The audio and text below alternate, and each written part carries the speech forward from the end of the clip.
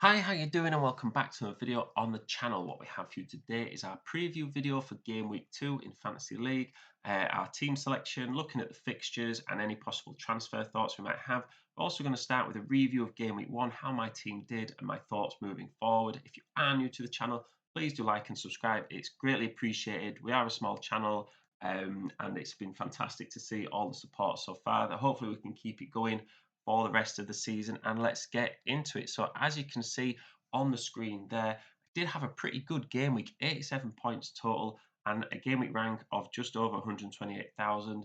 Now it does put me in the top 1.5% of all FPL players for the game week and overall, which is absolutely fantastic. You'd always rather have a good game week than a not good game week, but it is really important to acknowledge that it is a really small sample size. And game week 1, the points difference between managers is so small. I wouldn't normally pay attention to rank until about after game week 10. I think that's when the points start spreading out a bit wider, and you can start looking at your team and your goals for the season, what you want to achieve. So if you didn't get the game week rank you wanted from game week 1, please don't worry about it too much. Don't feel too downhearted because it's such a long season. Anything can happen. And just stick with it and think about what changes you can make, and maybe you don't need to make any changes. Maybe you just need to just stick with your team a little bit longer and you got unlucky this game week, whereas I'm someone that did get very lucky this game week, and it's important to acknowledge that as well. So in goal I had Onana. Is he going to get 9 points every game week? No. Will I take 9 points? Absolutely yes. But I did get him in because I know he plays for Man United, and I think Man United are going to be a top four team. And really, if you're looking for clean sheets from your keepers, you probably want them to play for teams that are more likely to keep clean sheets. He got a bit lucky last night, but Man United are a team that are going to keep clean sheets more often than not. And he's only 5 million compared to the 5.5 premium goalkeepers that you would need to get in if you wanted someone from a typical top four team. In defence, I have Estupinan, Saliba, and Ake. Now, Ake is someone that I was pulling my hair out over on Friday night before the deadline because I started with Ruben Diaz and then I swapped it to John Stones when I thought that Ruben Diaz wasn't playing. And then when I heard John Stones might not be playing, I swapped it to Ake. And I was actually Googling left footed Man City defenders who could be competing with Ake for places in the team. And there's not that many. And actually, I saved 0.5 million by getting Ake in instead of Diaz or Stones. And Ake even got a bonus point, which is fantastic. So, that's just about paying attention to the information before the deadline. I always had Saliba in my team. Did I expect him to get an assist? No, I didn't. He got one assist all last season. So that's probably his assist done for this season. But it was nice. He got some returns as opposed to his clean sheet, which was disappointing. Arsenal conceded, but that's how it goes. And Estupiñán got an assist in the last minute as well, which is something that's not going to happen every game week. So, it's like we said in the preview videos, like you look at your defence every game week, you think, oh, they're all going to keep clean sheets. There's no way they concede. And it never happens like that. 2 out of my 3 defenders did concede. It just so happens I got a bit fortunate with the attacking returns as well. Not in midfield. In defence, we had Reece James and Baldock on the bench. So for me, it was the right decision to put them on the bench because I didn't think Chelsea would keep a clean sheet against Liverpool, and they didn't. And then moving forward, I think Reece James is someone you can absolutely put into your starting 11. Baldock's always going to be towards the bottom of the bench. In midfield we go now, and Saka and Martinelli did pretty well.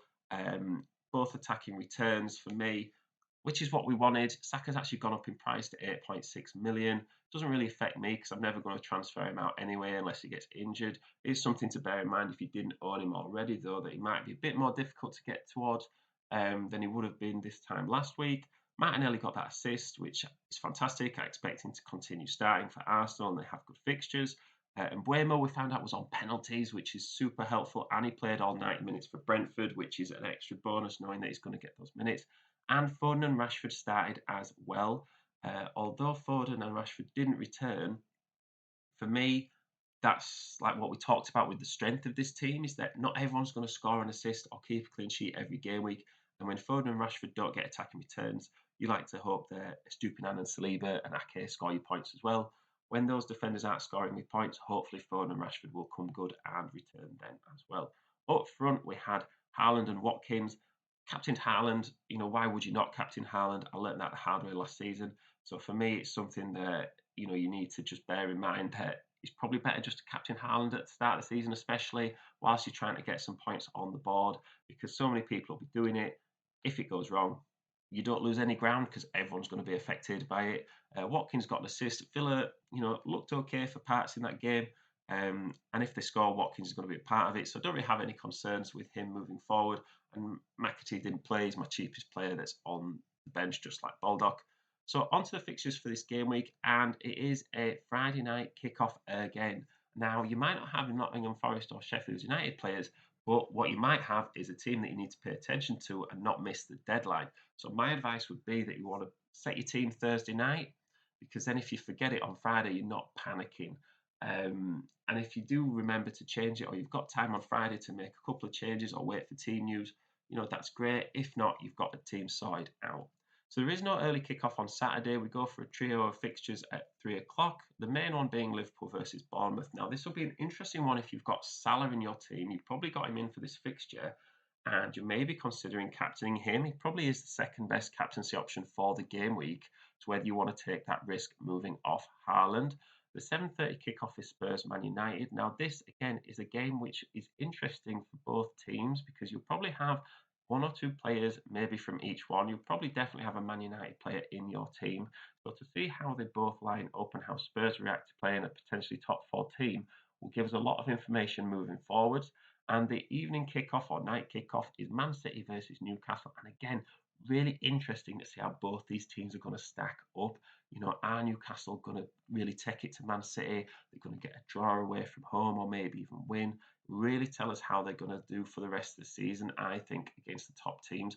And I'd be captaining Haaland from Man City, regardless of who they're playing. I just think at this stage of the season, it's too big a risk that you don't need to take not to do it, but then that's up to you as well.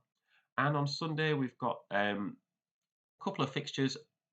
Aston Villa, Everton, maybe you've got some Villa players that you think, will hopefully get some clean sheets or attacking returns against Everton.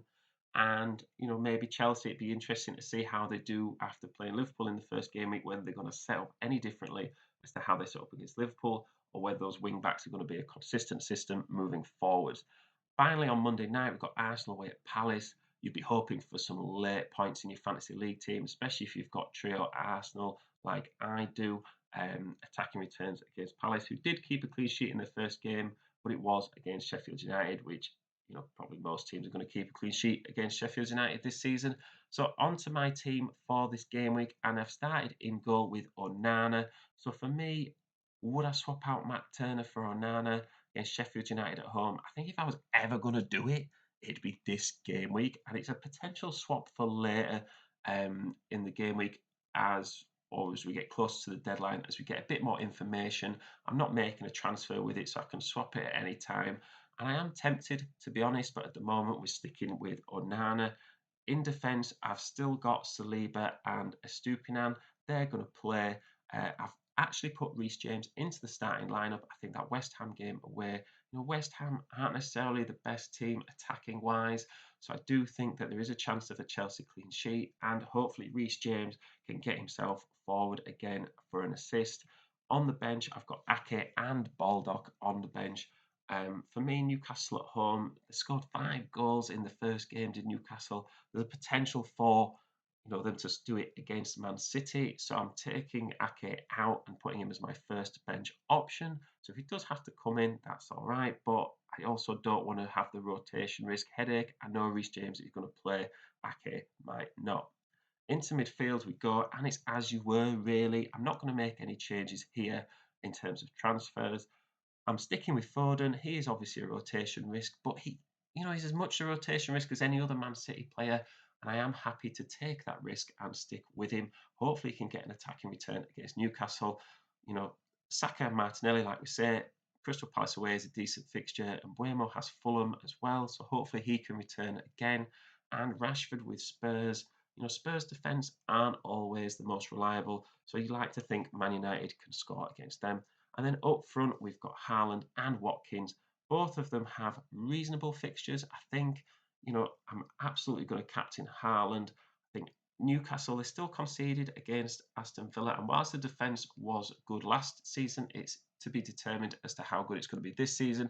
And Watkins with Everton at home, you would like to think he can get off the mark and score some goals in that game. So let me know what you think. How did you do in your first game week? Or are you feeling positive about fantasy football, or do you need to sort of be resilient with it at the moment? Just bear in mind what we said at the start of the video. Super important to keep it in perspective.